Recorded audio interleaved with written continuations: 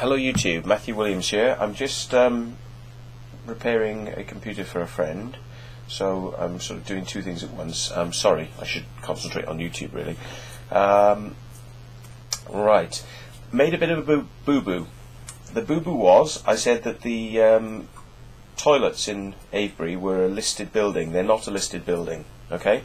So the main argument will be then for this, that Mr. Charles Mallet was prevented from getting the lease for the place by the National Trust because they didn't want him there, because somebody didn't want him there, the locals didn't want him there, and they weren't interested in crop circles, whatever. Now, that being the case, I got the impression that the locals might be very anti-crop circle, so I thought, well, okay, then let's see what the locals' opinions are like. So I thought let's not prejudge them. You know, there might be some good ones and there might be some bad ones up there. But one good way to put forward my complaint about the fact that the toilets may be being lost in some respect is to go and speak to the parish council. It's your first port of call, isn't it? Because they are the people that deal with these things. So I went to the parish council and rang them up, said, and it just happened they were having their monthly meeting yesterday, and so that was very fortuitous. And I went up to Avebury and met with them. The secretary was very nice, and I explained to her who I was, an ex-cirlemaker. And sorry, I just nose is a bit blocked as usual. It's either snuff or menthol to get me sinuses moving in the morning. So anyway, went up there, and very nice people. And so I was asked my point, and I said respectfully, and I'm so bloody useless. I forgot my second point about the sheep shit, but we'll come to this. I'm so bloody useless. So I was there now, expecting to have my head chewed off by the Avebury locals who hate the crop circles and hate me and whatever. But I sat down, and they were very courteous. They didn't shout at me. They didn't hate me. If they saw my earlier YouTube things, they'd probably think I was a foul-mouthed Welsh bastard. But we all know that's true. So, and somebody who sometimes goes off a little bit half-cocked, yes, that's true as well. So, anyway, of course I can get away with that sort of thing on YouTube. I can get away with that sort of thing inside this room, because this is my domain. But you can't get away with that sort of thing when you're in public. And certainly I'm told I act like a gentleman when I'm around other people. So, the parish council could be described as sort of late, you know, a sort of later generation through to grandparent sort of ages, which was very nice to see that they're taking the time out to look after Avebury's concerns. And so there I am. I turn up in my Area 51 t-shirt and dark glasses because I'm a little bit worried about what's going to happen. So, you know, eye movement. Let's wear my prescription slightly dark glasses so I can hide. You see, because you've got this persona that I'm this big, hard, doesn't mind standing up in front of crowds of people and going on television person, but then can't face the Avebury Parish Council. So I'm there now, and I'm like, well, you know, 50-50. I'm like, is this going to be good? Is this going to be bad? I'm sort of sitting there, and you know, things are never as bad as you think they're going to be, are they? I mean, let's face it, yeah, in life, we all worry about things, and they're never as bad as we think they actually are.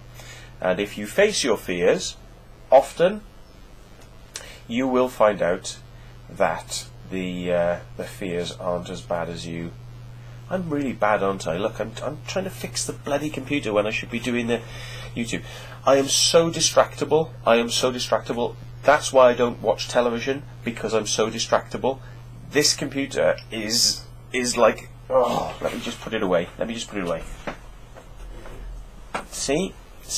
That's why I don't have a TV, because if I had a TV, I would just be sitting there like this all day long. And I wouldn't have a life. So that's why I don't have a TV, okay? Because it's a magnet. I just cannot pull myself away from it. So anyway, the ladies and gentlemen of the Avebury Parish Council, very, very friendly, very chatty, welcomed me in, sat down, asked them a question, introduced myself first as the circle maker. I didn't really see any sort of wry faces and people sort of going, oh, here we go. I mean, they might have all had the chance to do that before I came. They might have all known that I was coming because the secretary told them I was coming and thought, here we go. And but when I got in there, one of them said to me, they said, oh, you're not that guy who wants to make the crop circle cafe, are you? Or something like that. And I went, oh, you mean the one up the way? No, that's not me. I don't like him. I don't get on with him at all. And he went, oh, right.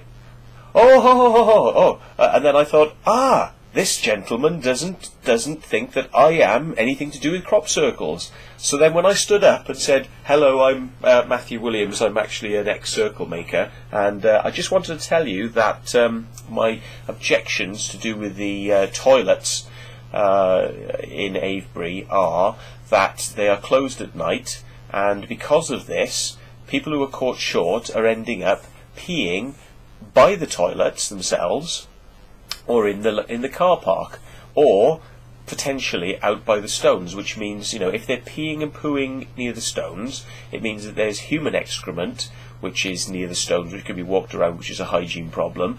And if it's in the car park, it's bad.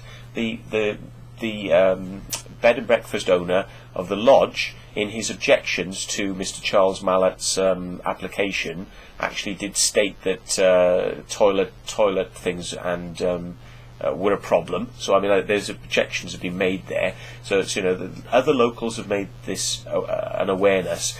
And if National Trust are feeling that they need to close those toilets, I would like to know why. Is it because of vandalism or something like that? And they said, yes, well, there has been vandalism in the past. And I said, well, okay, put it like this, right? Vandalism is vandalism, but urination and unsanitary conditions are something completely different. So if people are turning up in the daytime to go to the toilet, right, and they're finding, the urine problem and finding pee and poo outside the toilet or in the car park or in the stones, if people are finding those conditions in there in the daytime because of what people are doing in the night time, wouldn't it be better to keep those toilets open at night with a light on? Yes, have a light on so that people can gravitate towards the toilet. They know where the toilet is. Have a light on so that they can, for health and safety reasons, not crack their heads open by being in there.